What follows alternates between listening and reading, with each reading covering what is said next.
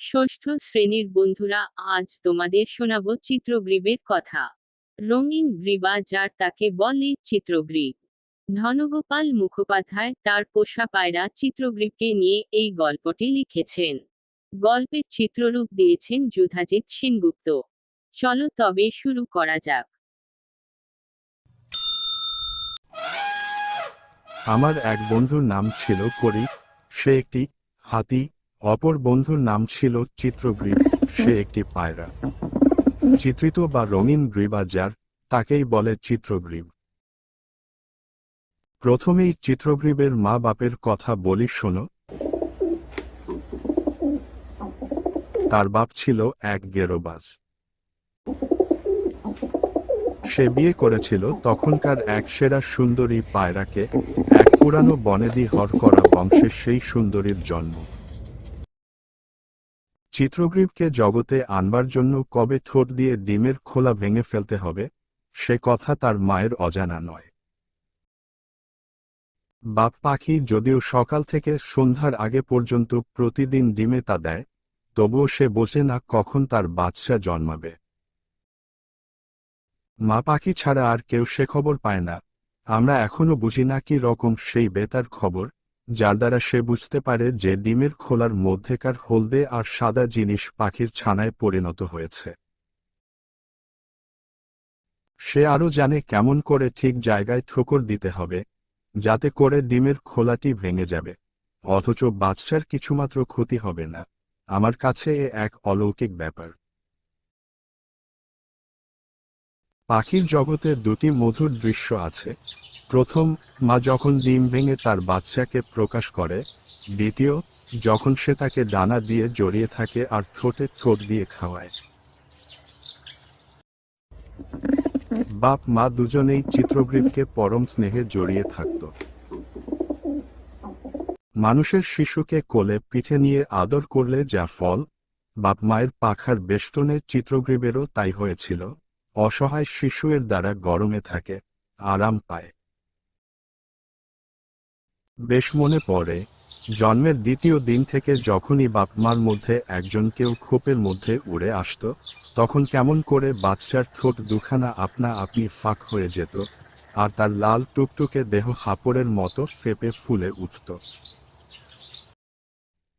তখন বাপ কিংবা মা তার হাড় মধ্যে নিজের ঠোঁট পুড়ে দিয়ে দুধ ঢেলে দিত। তাদের খাওয়া ভুট্টা বীজ সেই দুধে পরিণত হয়েছে। আমি লক্ষ্য করলুম, বাচ্চার মুখে যে খাবার ঢেলে দিল তা খুব নরম। বাচ্চার বয়স যখন প্রায় 1 মাস তখনও পায়রা তাকে কোনো কঠিন বীজ খেতে দেয় না। আপন গলার মধ্যে কিছুকাল বীজটি রাখার ফলে যখন তা নরম হয়ে যায়, তখনই তা বাচ্চার হজমের উপযোগী হয়। চিত্রগ্রীব জবর খায়ে হপ্তা 3 যখন তার বয়স, তখন একদিন সে খোপের দরজায় বসে আছে। এমন সময় একটা পিঁপড়ে তাকে পেরিয়ে ভিতরে ঢুকতে যাচ্ছে। অমনি গোটা পিঁপড়েটা 2 টুকরো হয়ে গেল। চিত্রগ্রীব মরা পিঁপড়েটার উপর নাক নামিয়ে আপন কীর্তি লক্ষ্য করে দেখতে লাগল। আমরা আশা করতে পারি, কৃতকর্মের জন্য সে লজ্জিত হল। যাই হোক, জীবনে আর কখনো সে পিঁপড়ে মারেনি। হপ্তা 5 বয়সে সে খোপ থেকে লাফিয়ে লাফিয়ে বার হয়ে খোপের সামনে জলের মালসা থেকে জল খেতে আরম্ভ করলে। ঠিক সেই সময় আমি এক আবিষ্কার করলুম। আগে জানতুম না পায়রারা কেমন করে আধির মধ্যে উড়েও অন্ধ হয় না। নিয়ত চিত্রগ্রীবের বাপকে লক্ষ্য করতে করতে একদিন নজরে পড়ল তার চোখের উপরে একটি পাতলা পর্দা। ভাবলুম তার চোখে বুঝি ছানি পড়ছে, সে বুঝি দৃষ্টিশক্তি হারাতে বসেছে। আতঙ্কে হাতখানা বাড়িয়ে দিলুম তাকে মুখের কাছে টেনে এনে ভালো করে পরীক্ষা করবার জন্য। অমনি সে তার সোনালি চোখ খুলে ফেলে খোপের পিছন পানে টুপ করে সরে গেল। তবুও তাকে আমি চেপে ধরে ছাদের উপর নিয়ে গেলুম। তারপর বৈশাখের জ্বলন্ত সূর্যের আলোয় তার চোখের পাতা খুব ভালো করে পরখ করলুম। হ্যাঁ, রয়েছে বটে ঘুড়ির কাগজের মতো ফিনফিনে। এমনি করে আমি জানতে পারলুম যে এই পর্দাটি তার চোখ রক্ষা করে, এরই সাহায্যে ওই পাখি আধির মাঝে বা সোজা সূর্যের পানে উঠতে পারে। 2 সপ্তাহ বাদে চিত্রগ্রীব ওড়ার শিক্ষা পেলে, পাখি হয়ে জন্মালেও সে শিক্ষা খুব সহজ হয়নি। প্রথম শিক্ষা দেবে তার বাপ মা, আমিও সাধ্যমতো শেখাতে লাগলুম। প্রতিদিন কয়েক মিনিটের জন্য আমি তাকে কবজির উপর বসাই। তারপর হাতখানা অনেকবার উপর নিচে করে দোলাতে থাকি। সেই অস্থির দ্বারের উপর আপনাকে স্থির রাখবার চেষ্টায় তাকে ঘন ঘন ডানা খুলতে ও বন্ধ করতে হয়। এতে তার উপকার হয়, কিন্তু আমার শিক্ষা ওখানেই শেষ। যাই হোক, জ্যৈষ্ঠ মাস শেষ হবার অনেক দিন আগেই তার বাপ ছেলের শিক্ষার ভার নিলে। সেদিন সারাদিন দক্ষিণা বাতাসে শহরের উপরকার আকাশ তপ্ত হতে পারেনি। সে বাতাস সবে মাত্র থেমেছে। আকাশ স্বচ্ছ নির্মল, উজ্জ্বল নীলকান্তমণির মতো, চারিদিক এমন পরিষ্কার যে অনেক দূর পর্যন্ত শহরের গৃহচূড়া দেখা যাচ্ছে।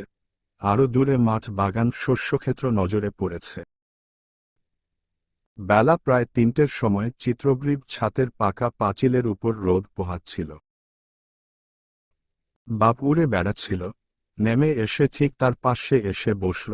ছেলের পানে কেমন এক অদ্ভুত রকমে সে চাইলে, তার মানে যেন বলি কুরের সর্দার। বয়স তো প্রায় 3 মাস হলো, এখনো ওরবার সাহস হয় না। তুই কি বল দেখি, পায়রা না কেঁচো? কিন্তু গাম্ভীর্যের অবতার চিত্রগ্রীব কোনো জবাব দিলেন না, স্থির হয়ে বসে রইল। দেখে বাপের অসহ্য বোধ হলো।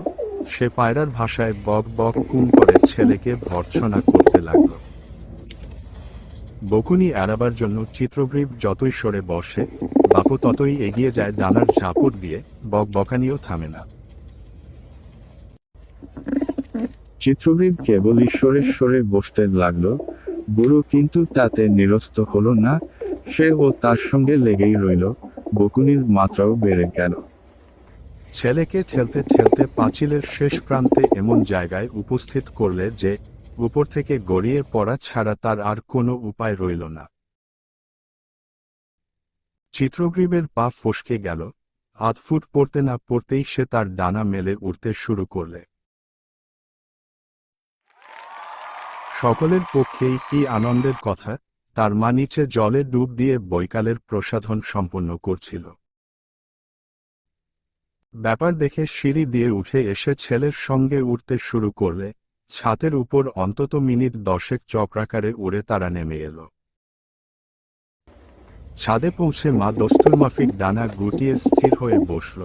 কিন্তু চিত্রগ্রীবের কথা অন্য।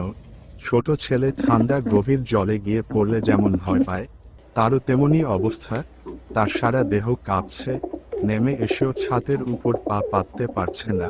তাল সামলাবার জন্য ডানা ঝটপট করে সে পিছলে বেড়াতে লাগলো। পায়ে যেন চাকা বাঁধা আছে। উত্তেজনায় সে হাঁপাচ্ছে। তার মা এগিয়ে গিয়ে তার গা ঘেঁষে দাঁড়ালো। কাজ ঠিক মতো সম্পন্ন হয়েছে বুঝে চিত্রগ্রীবের বাপ তৃপ্ত মনে স্নান করতে নেমে গেল।